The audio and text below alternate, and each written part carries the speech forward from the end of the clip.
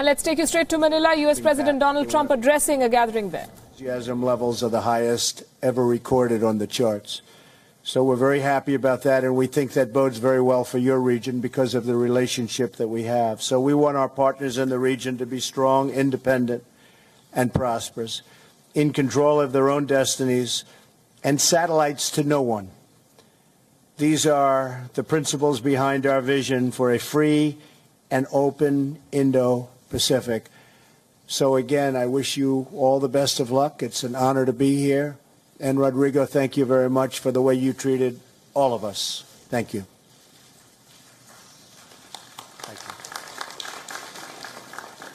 Thank you, Mr. President. At this juncture, it signifies the end of our open session, and I would like to request media to leave us alone.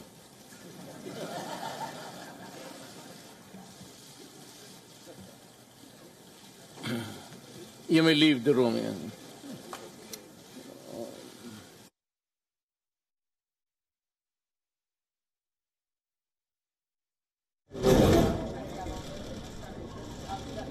So we just heard Donald Trump and then the Philippine President Rodrigo Duterte. This is the ASEAN Summit that is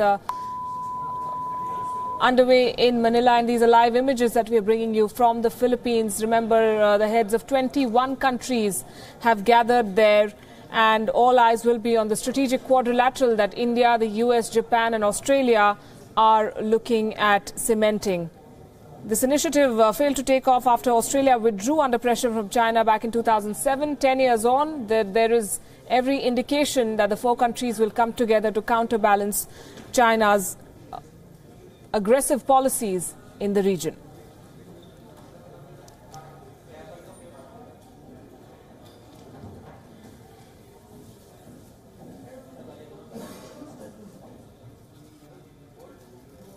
And with me in the studio is Ambassador Arun Singh. He's the former Indian ambassador to the US, and he wears many hats, including that of an expert on international relations. Ambassador Singh, as we look at the developments, we are also tracking the big meetings in about half an hour from now. Prime Minister Modi will be meeting US President Donald Trump, and later in the day, the Filipino President Rodrigo Duterte. Let's start with the meeting with Trump. What, according to you, will be the highlight? We know a lot of ground has to be covered between the two leaders, but what is the key topic on the agenda? So I suspect there will be 7 or 8 very important topics on the agenda. First, of course, would be the East Asia Summit.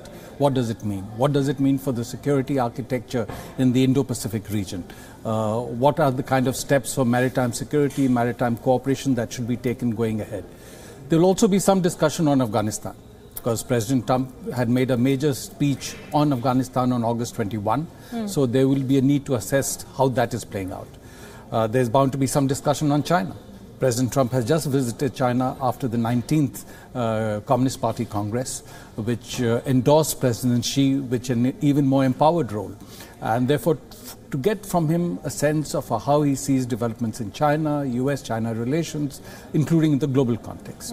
There is bound to be some assessment of the quadrilateral meeting that took place yesterday at the official level. What does it mean? How do we take that forward? And in the bilateral context, I think there will be some discussion on the India-US co-hosted Global Entrepreneurship Summit, which will be there at the end of the month, where the US delegation would be led by President Trump's daughter, Ivanka Trump, showing the importance they attach to this event. And Prime Minister Modi would be leading the Indian delegation to that event. And then I'm sure there's bound to be some discussion on trade and economic issues, defense cooperation, which are important pillars of the bilateral relationship. So these are some of the issues that are bound to be discussed in the meeting. Right. I'm looking at tweets from the US Embassy in India, and the hashtag they're using is US-India Dosti. And both the leaders are known to interact very well and use social media to the fullest. And when they come together, I'm sure there'll be a lot in terms of optics as well. So US Embassy, I think, has been using this hashtag for quite some time. And I think it is their sort of assertion that they are working to strengthen the partnership between the two countries. And as you mentioned, both President Trump and Prime Minister Modi have been using the social media very effectively, and they have large number of followers. So I'm sure before the meeting, after the meeting, they will be signaling how they assess each other, how they assess the relationship. And in their tweets, they've spoken very positively about each other and about the relationship. Indeed. We'll come back to what is expected. Let's go to Ramesh Ramachandran, WION's international correspondent, who's tracking all developments from Manila, joining us live this afternoon. Ramesh, we were looking at images and we saw the American president refer to his Philippines counterpart and using the first name there, so that shows the kind of familiarity and the equation that the two leaders share. Take us through what's happening there right now. Well, Palki, the ASEAN-US Summit meeting has begun just a while ago. This is part of the series of interactions which ASEAN has with countries in the region and beyond, namely the US, India and other countries. So this should be seen as part of a series of events happening on the margins of the 31st ASEAN Summit. And just a short while from now, Prime Minister Modi will be having a bilateral with President Trump of the US. This is one of several bilaterals he will be having here on the margins of the ASEAN and East Asia Summits, along with Prime Ministers Malcolm Turnbull and Prime Minister Shinzo Abe of Japan. So clearly, the Quad which met here yesterday will be seen in continuation of that, and the Prime Minister will be meeting these leaders separately in addition to the Quad which met yesterday. But that aside, Palki, I was listening to the conversation we were having, and you were talking about hashtags.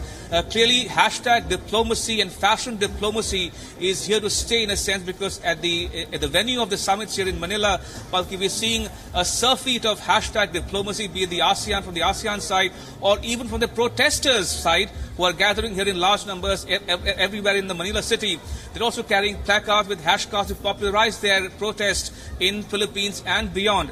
And that said, the fashion diplomacy has always been a hallmark of ASEAN summits and East Asia summits, with the host countries choosing the sartorial taste of its preference, the national costume for the visiting dignitaries. And this year was no exception. The Philippines President Duterte asking his guests to wear the national costume called the barong for men and the Filipiniani for women delegates. So clearly, fashion diplomacy, hashtag diplomacy, everything is happening here in Manila even as we speak. And also 4 full-page ads, one of them saying "Long live Modi" in Manila.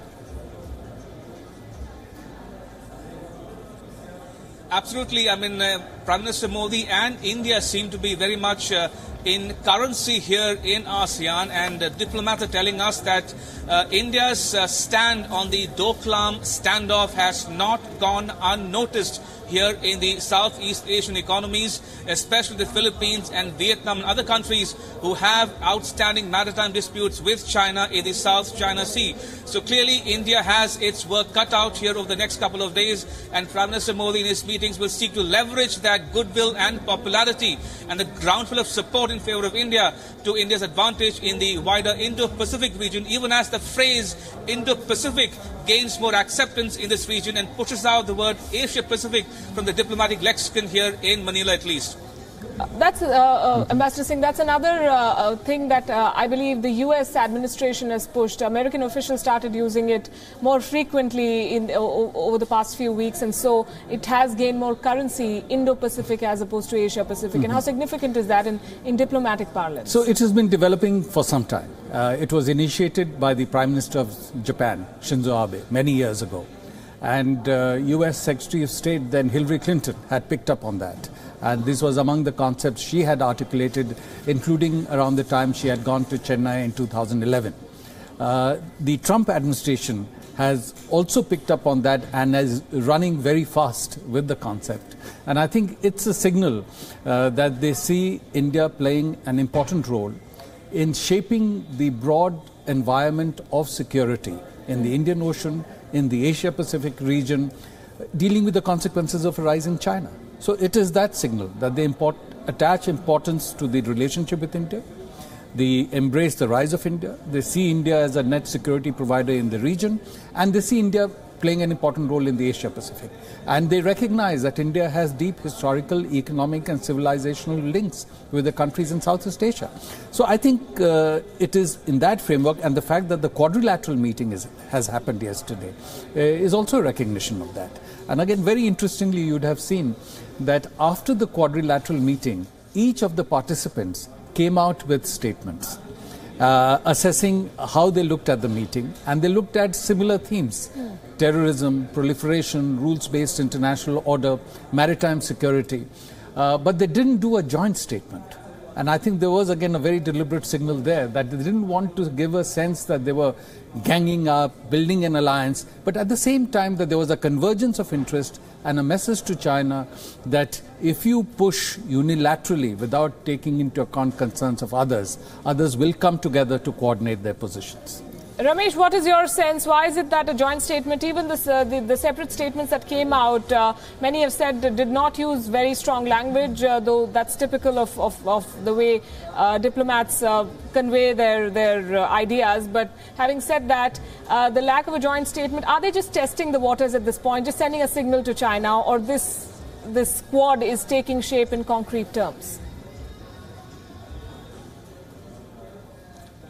Well, clearly what is apparent here in Manila, Palki, is that India was and probably still is a reluctant participant in the so-called Quad.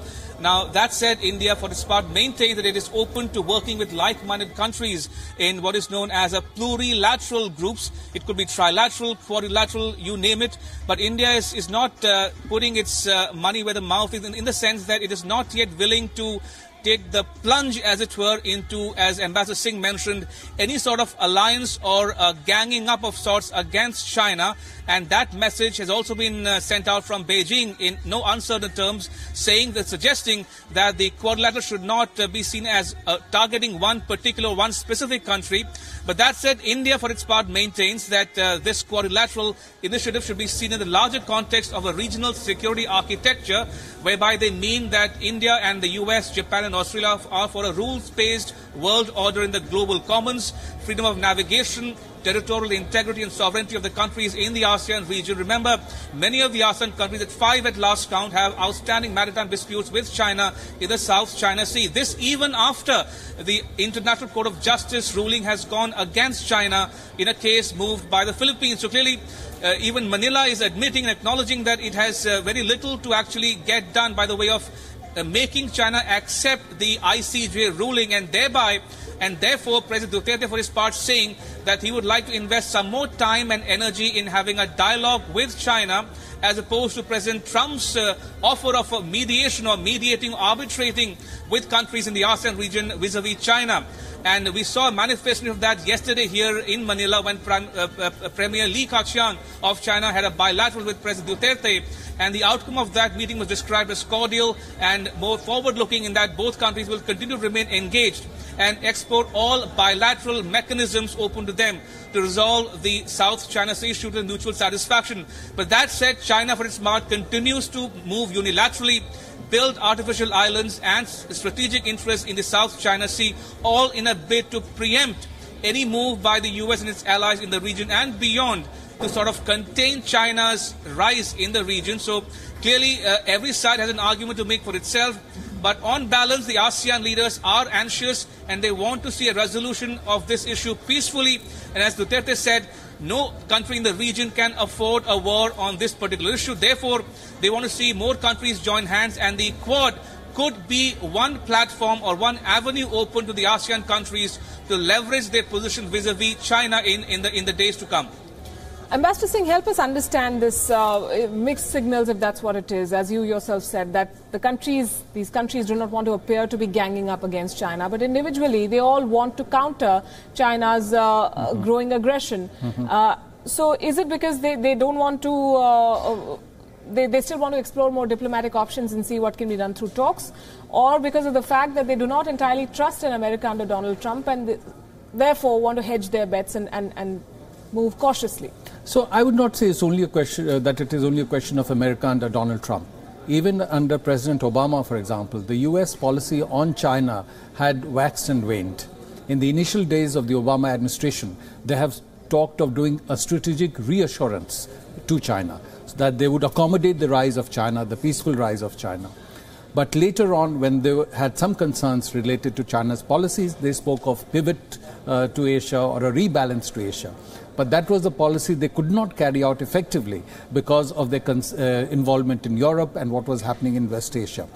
So one has to understand that the kind of policy that the US had followed to the Soviet Union, a policy of containment, they cannot do with China. And the reason for that is that with the Soviet Union, the US hardly had any economic links. With China, the US has deep trade, financial and investment links. Therefore, policy of containment is not sustainable or doable. Therefore, the whole US approach is to engage with China, but at the same time, try and create a network of relationships so that it shapes the environment within which China is making its policy choices and nudge China in the direction of policy choices that the US and others are comfortable with. So I think given that none of the countries in the region really wants to get into a confrontational or a containment mode with China. But the idea is that you send messages to China that if you don't follow norms and rules, then others will be coordinating their positions more and more. Right. We're expecting the meeting to begin in a few minutes from now. I'm going to thank you, Ramesh and Ambassador Singh. And this is a story that of course, we will stay on through the day today as we track every twist and turn. In Manila, Prime Minister Narendra Modi is there along with 20 other heads of state to participate in those two summits.